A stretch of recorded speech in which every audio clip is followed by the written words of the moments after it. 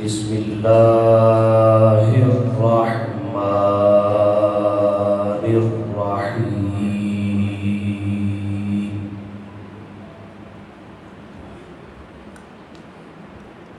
لقد من اللہ علی المؤمنین اذ بعث فیہم رسولا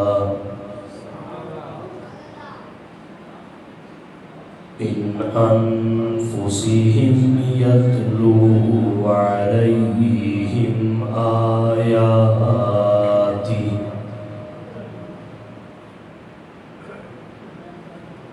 ويزكيهم ويعلمهم الكتاب والحكمة وإن كانوا من قبل لفي ضلال مبين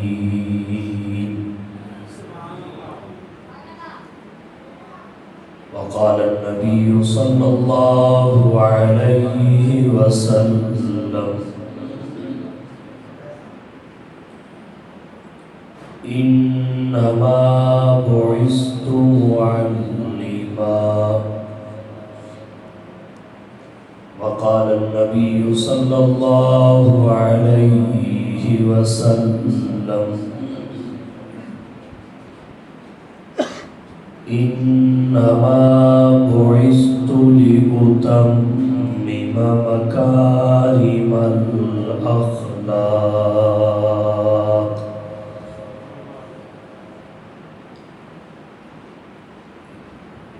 سبحان ربك رب العزة عما يصفون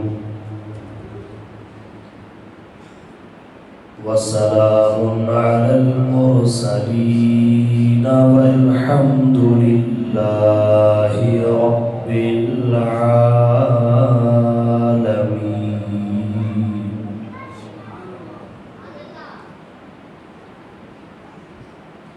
شب ظلمت کی تاریکی میں گم تھی عقل انسانی. شب ظلمت کی تاریکی میں گم تھی عقل انسانی. یکا یک تاک کعبہ پر ایک چراغ ہاشمی آیا. بشارت دیتے رہے انبیاء آدم سے عیسیٰ تک. بشارت دیتے رہے انبیاء آدم سے عیسیٰ تک. نبوت جس پہ ناز کرتی تھی وہ نبی آیا. اور سب نبی اچھے خلیل اچھا کلیم اچھا. سب نبی اچھے خلیل اچھا کلیم اچھا. مگر ان سب سے وہ رحمت للعالمین اچھا. لب کو لب چومتا ہے جب کوئی نام لے اس کا. لب کو لب چومتا ہے جب کوئی نام لے اس کا. نام میں اس کے 2 مرتبہ میم اچھا.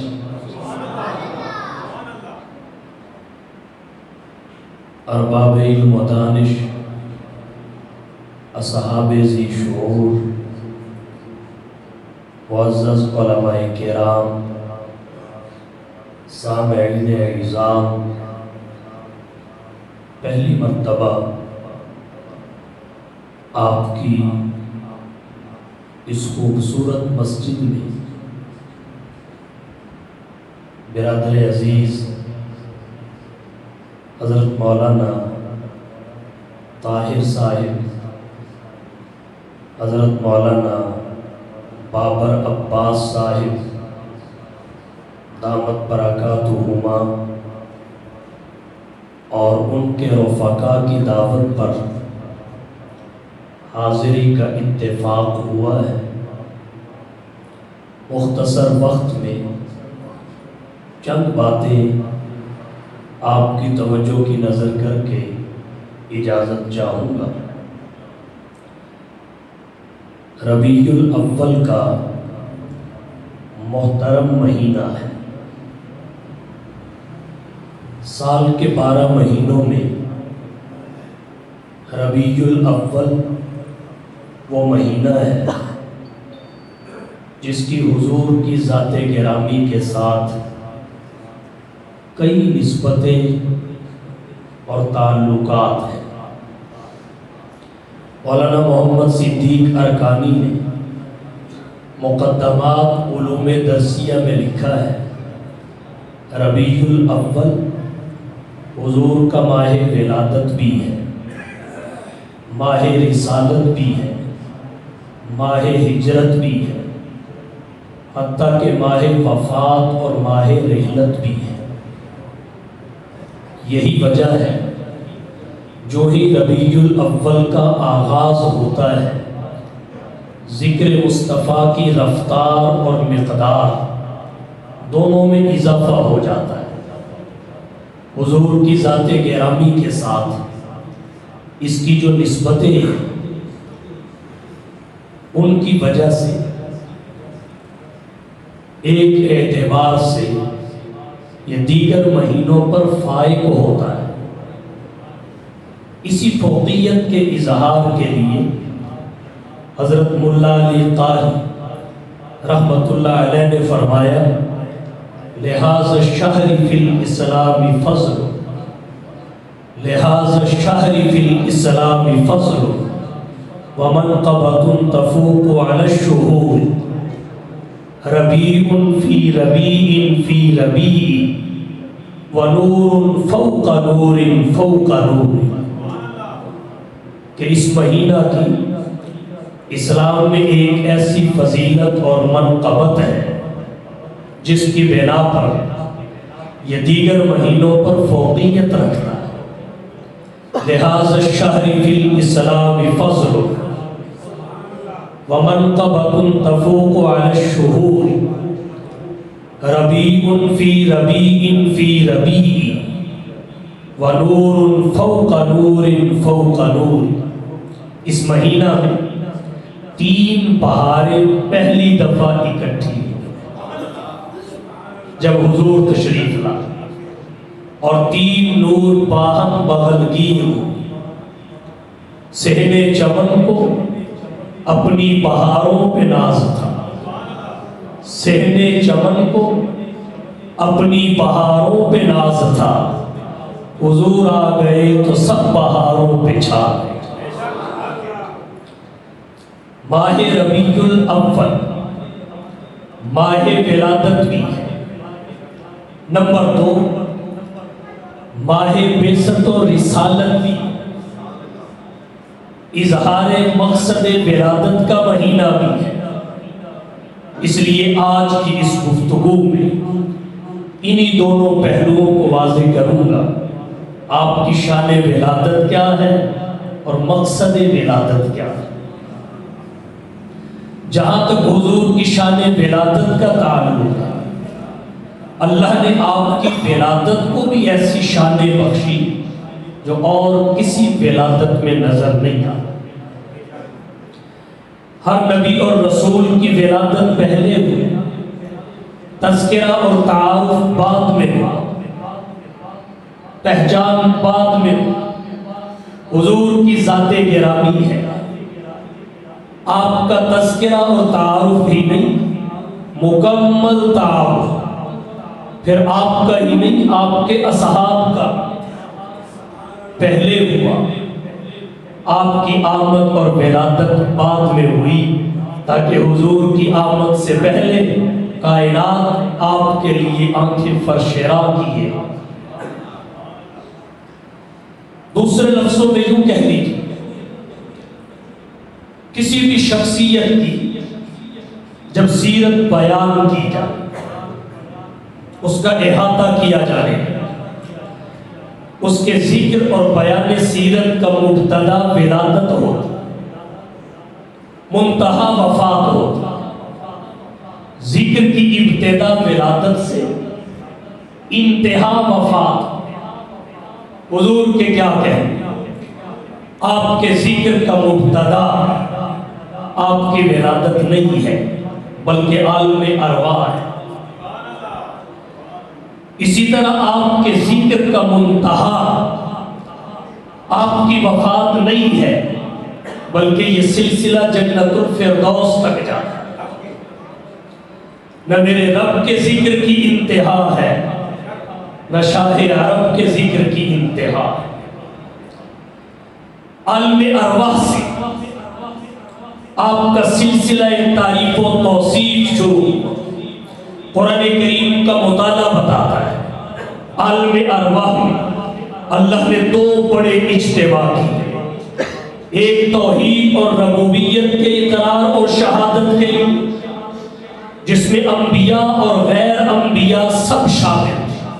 قرآن کہتا ہے وَإِذْ أَخَذَ رَبُّكَ مِن بَنِي آدَمَ مِن ظُهُورِهِمْ ذُرِّيَّتَهُمْ وَأَشْهَدَهُمْ عَلَىٰ أَنفُسِهِمْ أَلَسْتُ بِرَبِّكُمْ قَالُوا بَلَىٰ شَهِدْنَا أَن تَقُولُوا يَوْمَ الْقِيَامَةِ إِنَّا كُنَّا عَنْ هَٰذَا غَافِلِينَ۔ دوسرا بڑا اجتماع حضور صلی اللہ علیہ وسلم کی نبوت و رسالت پر ایمان لانے کا عہد کروانے کے، آپ کی مدد اور نصرت کا قول و قرار لینے کے، اظہار رسالت محمدی کے لیے اللہ نے خواص کا کیا، جس میں فقط انبیاء تھے، عمومی شرکت نہیں تھی۔ قرآن کریم میں اس کا بھی ذکر آیا وَإِذْ أَخَذَ اللَّهُ مِيثَاقَ النَّبِيِّينَ لَمَا آتَيْتُكُم مِّن كِتَابٍ وَحِكْمَةٍ ثُمَّ جَاءَكُمْ رَسُولٌ مُصَدِّقٌ لِّمَا مَعَكُمْ لَتُؤْمِنُنَّ بِهِ وَلَتَنصُرُنَّهُ۔ انبیاء سے دو عہد لیا، دو وعدے لیے، اور ان وعدوں کی بنیاد پہ اللہ نے فرمایا اگر یہ وعدے کرتے ہو میں تمہیں کتاب و حکمت دوں گا، تمہیں مقتدا بناؤں گا، لیکن یہ بات پلے باندھ لو ثم جاءکم رسول، پھر تمہارے پاس ایک رسول آئے گا، وہ مصدق ہوگا۔ اس کے حوالے سے دو ذمہ داریاں تمہاری ہیں۔ نمبر ایک لَتُؤْمِنُنَّ بِهِ، تم ضرور بھی ضرور اس پہ ایمان لے آؤ گے۔ نمبر دو وَلَتَنْصُرُنَّهُ، اس کی مدد اور نصرت بھی کرو گے۔ ان دو باتوں کے بعد تم مقتدا ہو، پیشوا ہو، لیکن جب وہ آ جائے پھر تم مقتدی، وہ مقتدا ہو، پھر تم مقتدی، وہ مقتدا ہوگا۔ یہ نبی کی رسالت کی شان ہے، اور یہ سلسلہ عالم دنیا سے نہیں، بعد ولادت شروع نہیں ہوا، عالم ارواح سے شروع ہوا ہے۔ تو آپ کے ذکر کا مبتدا ولادت نہیں ہے، عالم ارواح ہے۔ آگے بڑھنے سے قبل ایک دو باتیں آپ کی توجہ کی نظر کروں گا۔ سوال پیدا ہوتا ہے انبیاء کرام حضور سے پہلے آنا، آپ نے آخر میں تشریف لانا تھا، تو اگر آپ سے پہلے انبیاء دنیا میں آتے پھر ان سے یہ عہد لیا جاتا، اسے عالم دنیا تک مؤخر کر دیا جاتا، ایسا کیوں نہ کیا گیا؟ عالم ارواح میں یہ عہد کیوں لیا گیا؟ اس کی وجہ علماء نے یہ لکھی ہے، اللہ انبیاء کو دنیا میں بھیجنے سے پہلے باور کرانا چاہتے تھے کہ اصل میں نبی اور رسول یہی ہے، اصل میں اس نے آنا ہے، اور تم نے اس کے جانے سے پہلے، تشریف لے جانے سے پہلے اس کا ڈنکا بجانا۔ شان محمد مصطفیٰ، محمد مصطفیٰ، خلافت راشدہ۔ تمہیں نبوت اور رسالت اس کے طفیل عطا کی جا رہی ہے، اس نے آخر میں آنا ہے، تم نے اس کے جانے سے پہلے ماحول بنانا، ڈنکا بجانا ہے۔ اس لیے عالم دنیا میں ہی عہد نہیں لیا، عالم ارواح میں عہد لے لیا۔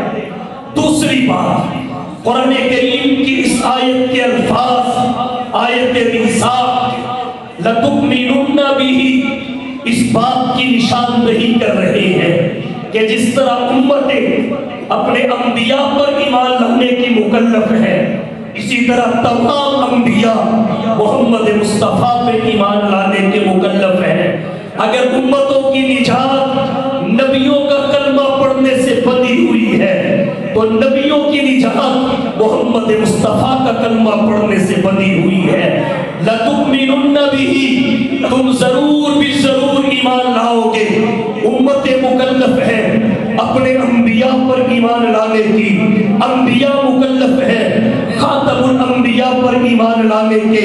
دوسرا وعدہ فَلَتَنْصُرُنَّهُ، تم اس کی نصرت بھی کرو گے۔ اب اس کی عملی توثیق کی ضرورت تھی، اللہ نے کیسا انتظام فرمایا۔ ایمان تصدیق قلبی کا نام ہے، عالم ارواح میں ثابت ہو گیا۔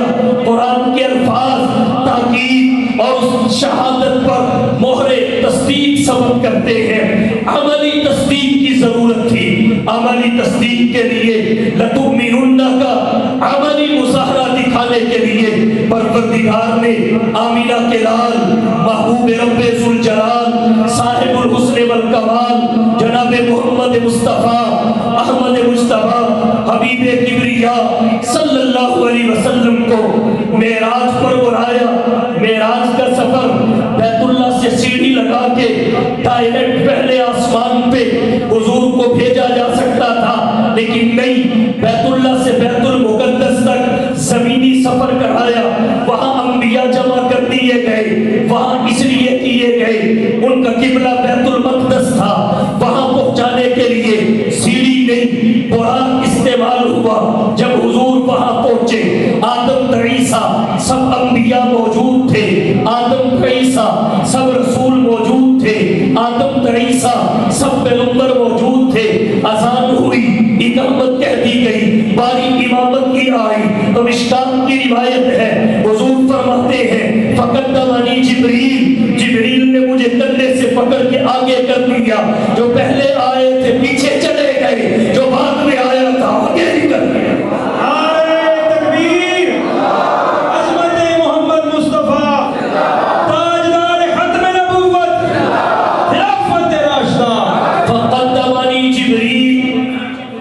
امام الانبیاء، امام الانبیاء، سب کے امام، اور آپ کے مقتدی دیکھیے، آپ کے مقتدی قوموں کے امام،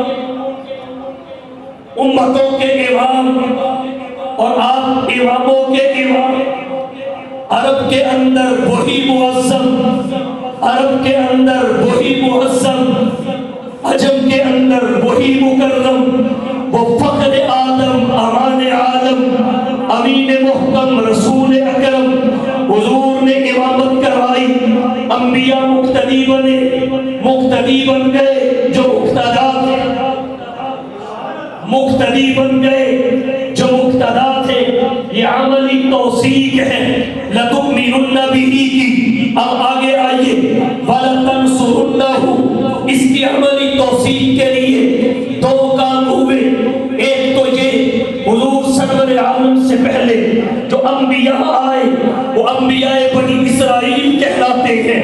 اللہ نے ایک ایک کر کے جمیع انبیاء کو دنیا سے اٹھا لیا، لیکن اس پورے طبقہ انبیاء کا، پورے گروہ انبیاء کا، پوری جماعت انبیاء کا ایک فرد جو خاتم انبیاء بنی اسرائیل ہے، حضرت عیسیٰ علیہ السلام، انہیں زندہ آسمانوں پہ اٹھا لیا۔ اہل اسلام کا متفقہ عقیدہ ہے حضرت عیسیٰ علیہ السلام آسمانوں پہ زندہ اٹھا لیے گئے، اور صاحب مشکات نے قیامت کی جو 6 بڑی علامات ذکر فرمائی ہیں، باب و اشراق الساعہ میں، ان میں ایک علامت نزول عیسیٰ بھی ہے۔ حضرت عیسیٰ علیہ السلام قیامت کے قریب آسمانوں سے زمین پہ آئیں گے، دجال کو قتل کریں گے، نظام عدل و انصاف کو قائم کریں گے، نبی کی شریعت کی تعلیم اور تبلیغ کا فریضہ انجام دیں گے، اپنی شریعت کو چھوڑ کر وہ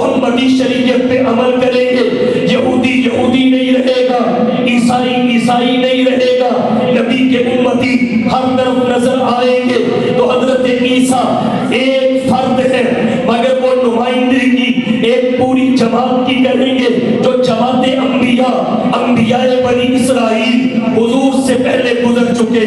یہ وَلَتَنْصُرُنَّ کی عملی توثیق ہے۔ اس کے علاوہ دوسری صورت یہ ہے، علماء نے لکھا ہے ہر نبی اپنے دور حیات میں، ہر نبی اپنی مدت زیست میں اپنی قوم کو بشارت سنا کے گیا کہ اصل میں آنے والی ہستی پیچھے ہے۔ ہر نبی بتا کے گیا اگر وہ تمہارے ہوتے ہوئے آ جائے اس کے ہاتھوں پہ ہاتھ رکھ دینا ہے، آنکھیں فرشرا کر دینی ہے، پلکیں بچھا دینی ہے، اس کے آگے انکار نہیں کرنا۔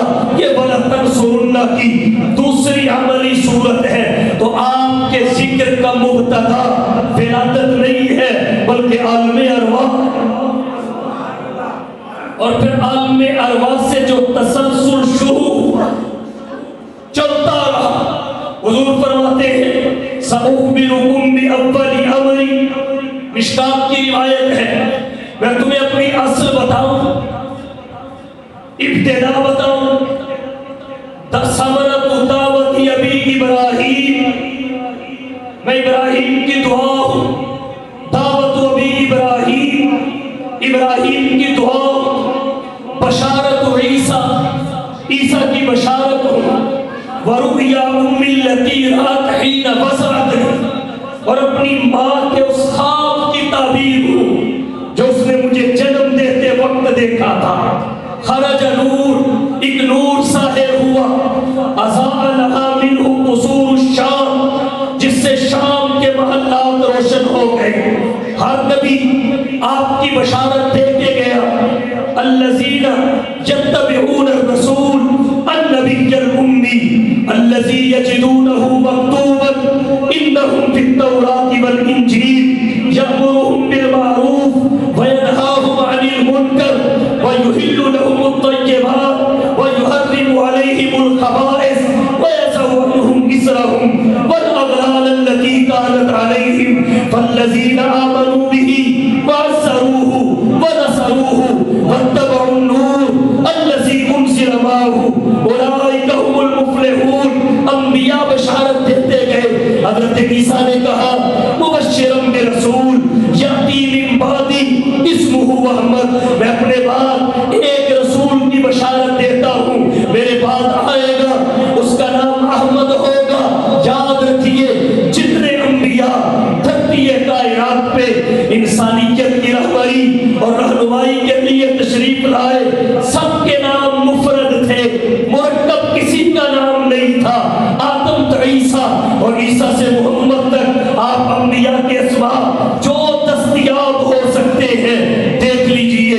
غلام احمد مفرد نہیں ہے، مرکب اضافی ہے، مرکب ناقص ہے، یہ ظاہری دلیل ہے۔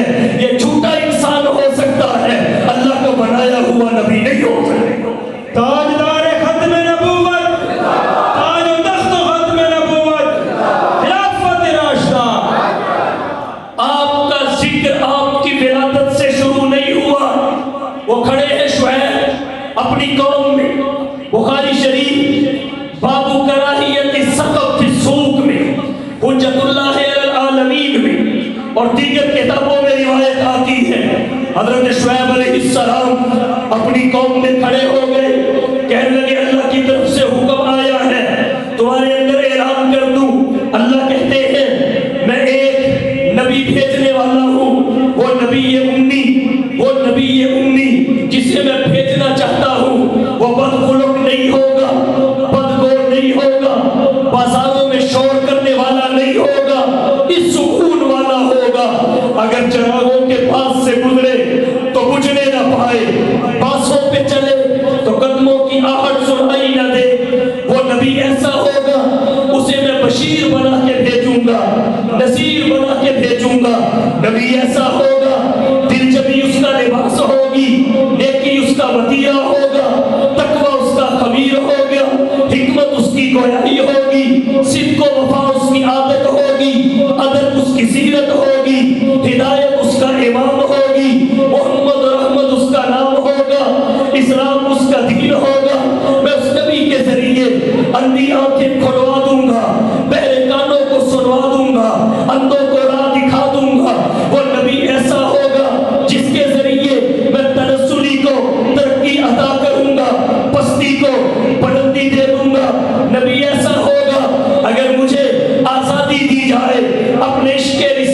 اظہار کی تو میں یوں کہنا چاہتا ہوں، یہ بھی شامل کرنا چاہتا ہوں، وہ بیٹھے گا زمین کو وسعتیں دے دوں گا، وہ آسمان کی طرف دیکھے گا آسمان کو بلندی عطا کر دوں گا، مسکرائے گا جنت کے 8 دروازے کھول دوں گا، غصے میں آئے گا جہنم کا منظر دکھا دوں گا، وہ ہاں کرے گا حلال کر دوں گا، نہ کرے گا حرام کر دوں گا۔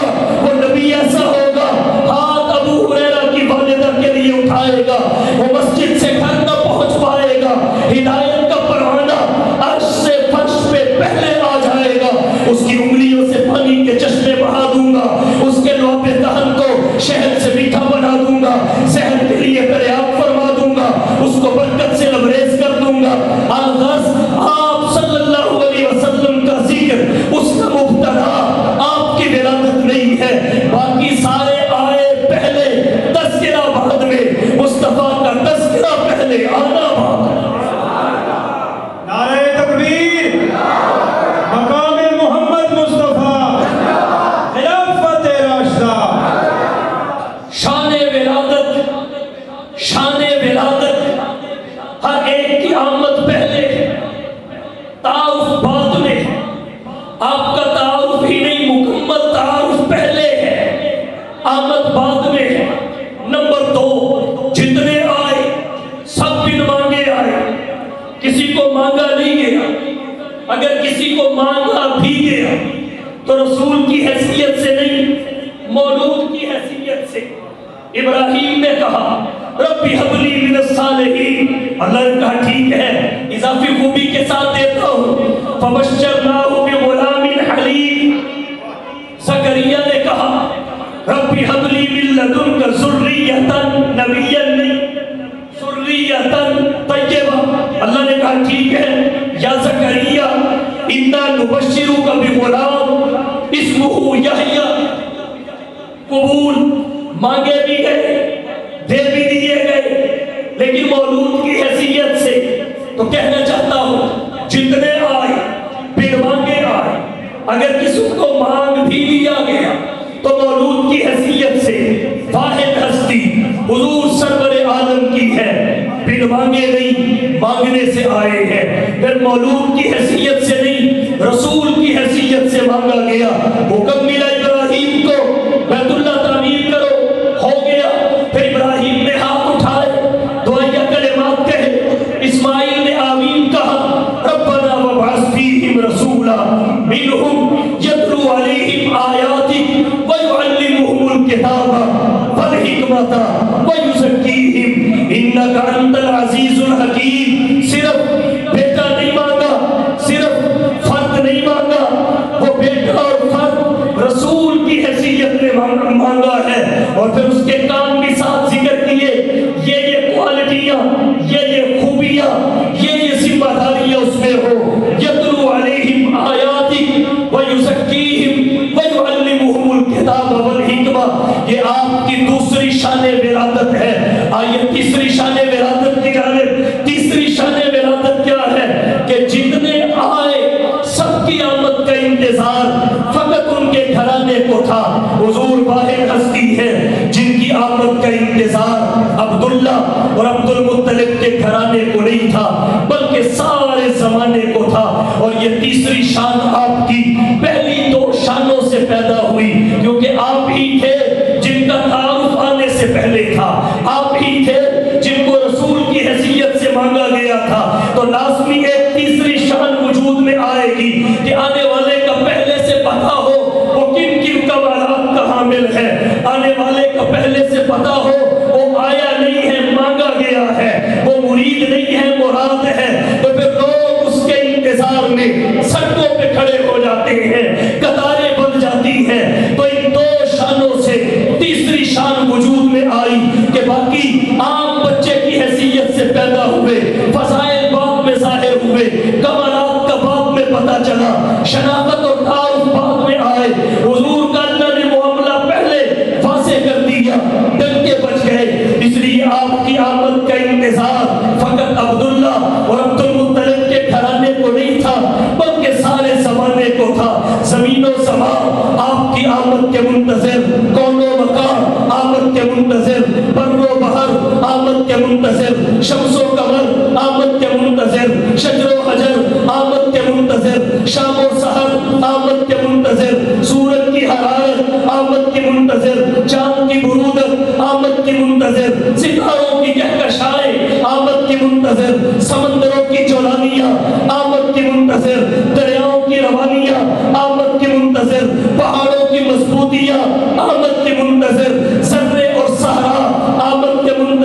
قطرے اور دریا آمد کے منتظر، اپنے اور بیگانے آمد کے منتظر، یہودی اور عیسائی آمد کے منتظر، مشرکین عرب اور مجوسی آمد کے منتظر، مکہ کا یتیم آمد کا منتظر، مدینہ کی بیوہ آمد کی منتظر، ہر ایک کی آمد کا انتظار سارے گھرانے کو تھا، محمد کی آمد کا انتظار سارے زمانے کو تھا۔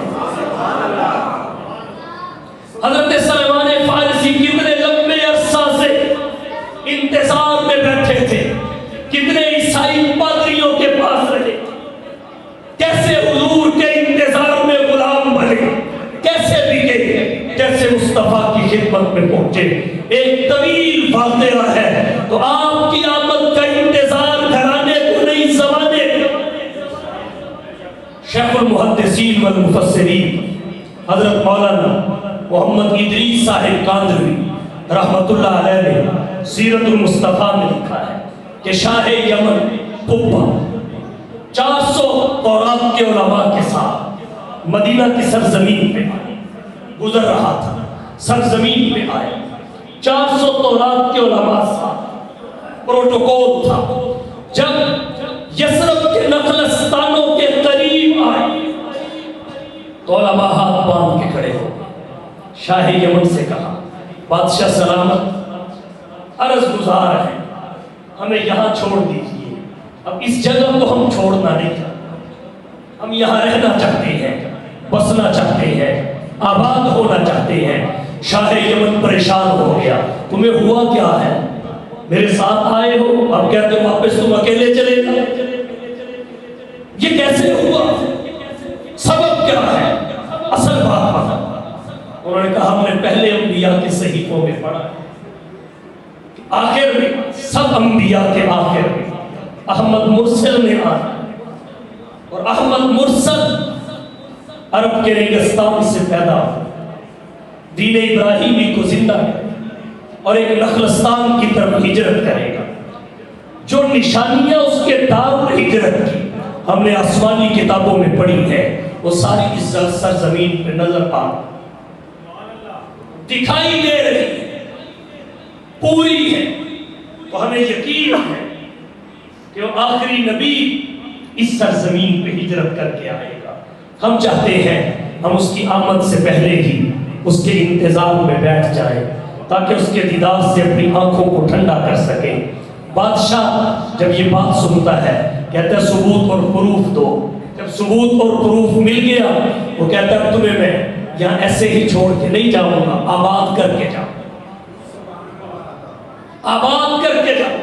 مکانات تعمیر کیے 400 علماء کے، ضرورت کے مطابق نکاح بھی کروائے کہ پورا خاندان بسا، خاندان بسا، مال و دولت بھی دیا، ٹھاٹھ کی زندگی گزارا۔ جب سارے کام کر لیے تو پھر کہا اب ایک اسپیشل محل بناؤں، 2 منزلہ بنا دیا۔ جب بن گیا پھر ایک خط لکھا، وہ ایک بڑے عالم کو تھما دیا، اسے کہا یہ عریضہ ہے، یہ خط ہے جس کے لیے تم سب یہاں رک گئے، یہ اسی کو دینا، یہ اسی کو دینا ہے۔ اگر وہ میرے ہوتے ہوئے آ گیا تو ٹھیک ہے، نہ آیا یہ آپ کی ذمہ داری ہے، اور اگر آپ کے ہوتے ہوئے بھی نہ آیا تو آپ نے اپنی اولاد کو دے دینا ہے، اس نے اپنی اولاد کو دے دینا ہے۔ اس طرح نسل بعد نسل منتقل ہوتے ہوئے میرا یہ خط اس پیغمبر تک پہنچ جائے، نبی آخر الزمان تک پہنچ جائے جس کے آنے کی خوشخبریاں اور بشارتیں ہماری آسمانی کتابوں میں بھی موجود ہیں۔ اس خط پہ لکھا کیا تھا؟ مولانا محمد ادریس کاندھلوی رحمت اللہ علیہ نے وہ اشعار ذکر کیے جو شاہ یمن طوبہ نے اس خط میں لکھے۔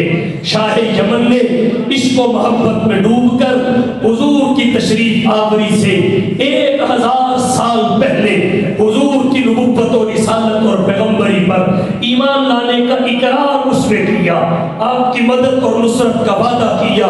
شاہ طوبہ لکھتا ہے شہدت علی احمد انہ رسول من اللہ بار النسب، شہدت علی احمد انہ رسول من اللہ بار النسب، فلو بد عمری الى عمره لکنت وزیرا له له وابن عمي وجاهدت بالسيف أعداءه وفرجت عن صدره كل غمي.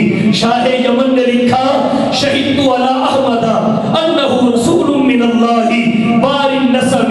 میں آپ کی آمد سے پہلے ہی میں نے آپ کو دیکھا نہیں, آپ کو ملا نہیں, آپ کی صحبت کو پایا نہیں. آپ کی آمد سے پہلے ہی میں احمد مرسل کے بارے میں شہادت اور گواہی دیتا ہوں کہ وہ اللہ کے محترم اور برگزیدہ رسول ہے.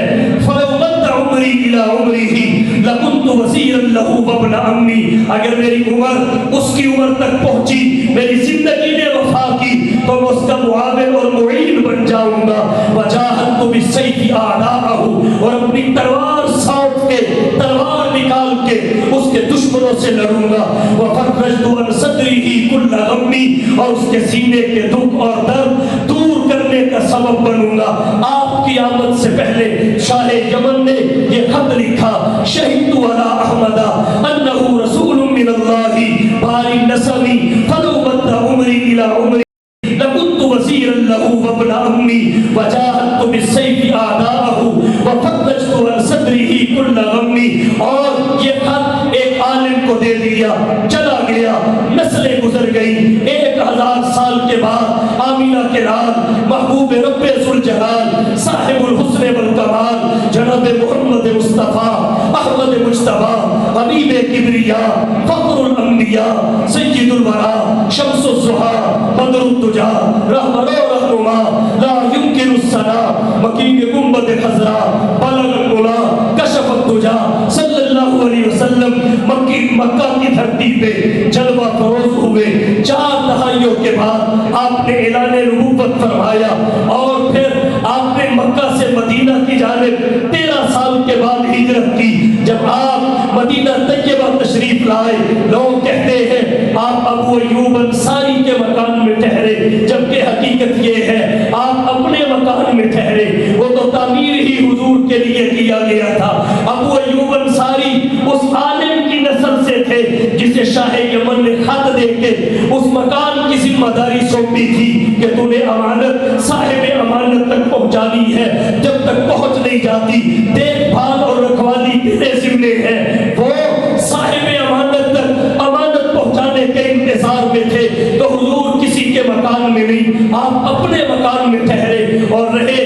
انصار جو مدینہ کے باشندے تھے وہ کون تھے, ان کے بارے میں حضرت قادری لکھتے ہیں یہ 400 علماء تورات کی نسل سے تھے جنہوں نے محمد کے آنے سے پہلے محمد کے دار الہجرت میں ڈیرے لگائے.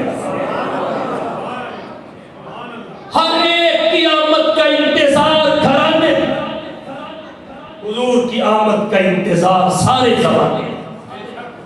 ایک آپ کی ولادت کی شان یہ بھی ہے, اللہ نے جو کمالات آپ کی ولادت کو عطا فرمایا کسی کو نہیں. حضرت آمینہ کہتی ہے جب حضور کا نور نبوت عبداللہ کی صلب سے میرے رحم میں منتقل ہوا تو 6 مہینے تک مجھے اس انتقال کا احساس نہیں. 6 مہینے کے بعد احساس کی کیفیت کتنی بلند ہوئی. فرماتی ہے میں قدم پتھر پہ رکھتی, لگ یوں رہا ہوتا تھا جیسے روئی پہ چل رہی. میرے قدم پتھر پہ نہیں لگ رہے, روئی کے گالوں پہ رکھے جا رہے ہیں. پانی بھرنے کے لیے کنویں کی مڈیر پہ کھڑی ہوتی تھی, اس کی گہرائیوں میں اترا ہوا پانی میرے کھڑے ہوتے ابھر کر کناروں کو چومنے لگ جاتا تھا. حضرت آمینہ کہتی ہے پہاڑوں کے قریب سے گزرتی تھی, پتھر سلام کہتے تھے. درختوں کے جھرمٹوں کے قریب سے گزرتی تھی, درختوں کے پتے ٹہنیاں اور شاخیں بھی مجھے سلامیاں دیا کرتے تھے. حضرت آمینہ کہتی ہے جب مصطفیٰ کی ولادت کا وقت قریب آیا ستارے زمین کے اتنے قریب آ گئے تھے, مجھ پہ جھک آئے تھے, مجھے ڈر لگا ٹوٹ نہ پڑے.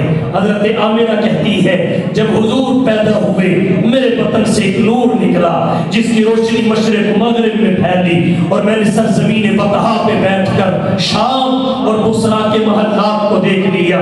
جب حضور پیدا ہوئے انقلابات آئے. حضرت شاہ ولی اللہ صاحب محدث دہلوی رحمت اللہ علیہ فرماتے ہیں دیگر ائمہ سیر نے لکھا ہے جب حضور دھرتی پہ تشریف تشریف لائے کسرا کے محل میں زلزلہ آیا 14 کنگرے گر پڑے اور اشارہ مل گیا کہ سلطنت فارس زوال کو قبول کرنے والی ہے شام کے محلات روشن ہوئے اعلان کر دیا گیا کہ سلطنت شام زوال پذیر ہو جائے گی اب 4 دانگ عالم میں محمد کی شریعت کا ڈنکا بجے گا جب حضور دھرتی پہ تشریف لائے تو فارس کا آتش کدہ جس کی آگ 1000 سال سے روشن تھی وہ بجھ گئی جو کبھی نہ بجھنے پائی تھی حضور دھرتی پہ تشریف لائے بحیرہ تبریہ خشک ہو گیا بحیرہ ساوا کی روانی جاتی رہی نہر فرات نے زیر زمین راستہ بنا لیا جب آپ دھرتی پہ تشریف لائے کعبۃ اللہ نور سے بھر گیا جب آپ تشریف لائے کائنات کی چیزوں نے سر جھکا دیا جب آپ دھرتی پہ تشریف لائے ولد مفتونا آپ مفتون تھے آپ کے ناخن کٹے ہوئے تھے آپ کے بال بنے ہوئے تھے آنکھوں میں سرما لگا ہوا تھا زبان سے اللہ کی تعریف و توصیف اور حمد و ثنا کے ترانے اور قصیدے گونج رہے تھے جبین نیاز کے تقدس کو اللہ کے دربار میں جھکا کے انسانیت کو یہ پیغام اور میسج دے رہے تھے کہ یہ ایک سجدہ جسے تو گرا سمجھتا ہے 1000 سجدوں سے دیتا ہے آدمی کو کیا کہی حضور پیدا ہوئے بعد ولادت عورت کو جو نفاس کا خون آتا ہے آپ کی والدہ کو نہیں آیا کیونکہ پاکیزہ روح دنیا میں تشریف لائی اور ہر ولادت میں دایا کی ضرورت پڑتی ہے حضور کی ولادت بغیر دایا کے ہوئی وہ دودھ پلانے تو بعد میں آئی بوقت ولادت موجود نہیں تھی گھر کے بند کمرے کی خلوت اور تنہائی میں آپ دھرتی پہ تشریف لائے اللہ نے گوارا نہ کیا کہ وقت ولادت بھی کسی کی نظر محمد کے سطر پہ پڑے آپ کی ولادت کی کیا کیا شانیں بیان کی جائے بچپن میں بھی کبھی آپ نے کپڑوں میں پیشاب نہیں کیا اللہ کے نبی آپ کی شان ولادت اللہ آمد حبیب خدا کا وہ غلغلہ اللہ آمد حبیب خدا کا وہ غلغلہ اس قدر شان سے اس دنیا میں آ سکتا ہے کون اور بارگاہ مصطفیٰ میں وہ صحابہ کا ہجوم اترے تابندہ ستارے یوں سجا سکتا ہے کون اور دار فانی میں محمد کی محبت ہے بتا جو نصیر ان پہ مٹا بھلا اس کو مٹا سکتا ہے شان ولادت اپنی مثال آپ ہے اب آئیے مقصد ولادت کیا ہے آپ آئے تو ہیں آئے کس لیے ہماری قوم کو آنا یاد ہے چلے جانے کے بعد بھی یاد مگر جو درمیان میں آپ نے کیا اسے ہم نے قصدن اور ارادتن بولا ایک ہے نبی کی ولادت ایک ہے نبی کا میلاد ایک ہے نبی کی سیرت ایک ہے میلاد ایک ہے نبی کی سیرت میلاد کہتے ہیں ولادت کے وقت کے حالات اور واقعات کا تذکرہ کرنا ہمارے معاشرہ میں ہمارے عرف میں میلاد کہتے ہیں ولادت کے وقت کے واقعات اور حالات کو بیان رہی آپ کی سیرت آپ کی یہ ہے کہ آپ کی زندگی کے تمام گوشوں تمام پہلوؤں بشمول ولادت کے حالات دنیا کے سامنے رکھا جائے تاکہ لوگ اسے اپنی زندگی میں لا کر اللہ کے حضور سرخرو ہو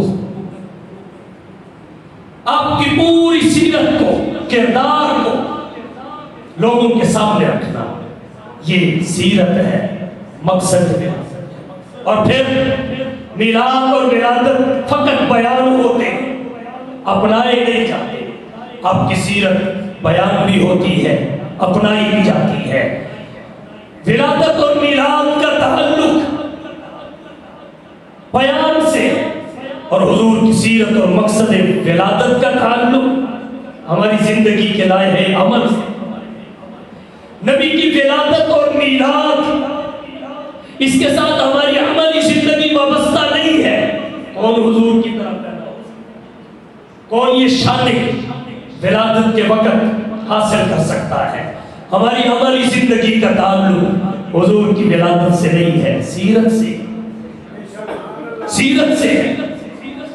नाखून कैसे काटने हैं, विलादत से नहीं सीरत से पता चलेगा। गुस्ल कैसे करना है, विलादत से नहीं सीरत से पता चलेगा। इस्तिंजा कैसे करना है, विलादत से नहीं सीरत से पता चलेगा। अल्लाह के नबी की विलादत, इसका इनकार भी दुनिया में किसी ने नहीं किया। नबी की सीरत के मुनकर आज भी हैं, क़यामत तक रहेंगे। नबी की विलादत से आपका जो ताउफ सामने आता है उसे मोहम्मद बिन अब्दुल्ला कहते हैं, और नबी की सीरत से, किरदार से, नबी की विलादत के मकसद से, बेसत से जो ताउफ सामने आता है उसे मोहम्मद रसूलुल्लाह कहते हैं। मोहम्मद बिन अब्दुल्ला आपको दुनिया ने माना है, मोहम्मद रसूलुल्लाह खुश नसीबों ने माना, खुश नसीबों ने माना। फर्क समझ, किसी के साथ लेन देन विलादत का मोहतरम दिन देख के नहीं किया जाता जी, रमजान की 27वीं उसका किरदार देख के किया जाता है। तो असल मोहम्मद का किरदार है, उसे अपनाए।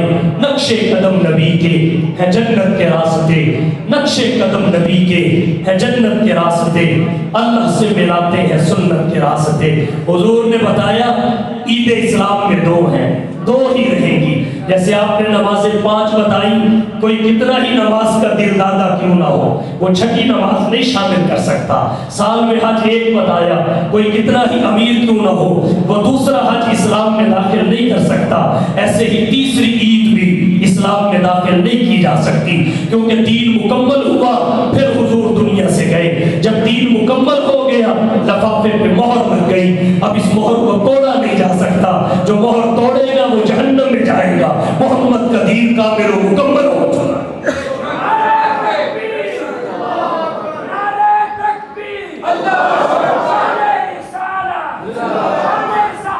एक बात और अर्ज करता हूं, तवज्जो। जो भी इबादत उसका तरीका शरीयत में मुकर्रर कर, शराइत बता दें, हम उसमें कमी बेशी नहीं कर सकते। अल्लाह के नबी ने 2 ईदें बताई, रखते भी बता दी, जायद तकबीरें भी बता दी, खुतबे भी पढ़ के दिखा दिए, आने जाने के रास्तों की निशानदही कर दी, खुशबू लगानी है, क्या खा के जाना है, क्या आके खाना है, सब बता दिया। अब पूरे आलम इस्लाम में यही तरीका है कि नहीं है? यही है। तो जो सुन्नत होती है वो बैनुल अक़वामी होती है, हर जगह होती है। जो बिदअत होती है वो हर इलाके और हर शहर की अपनी होती है।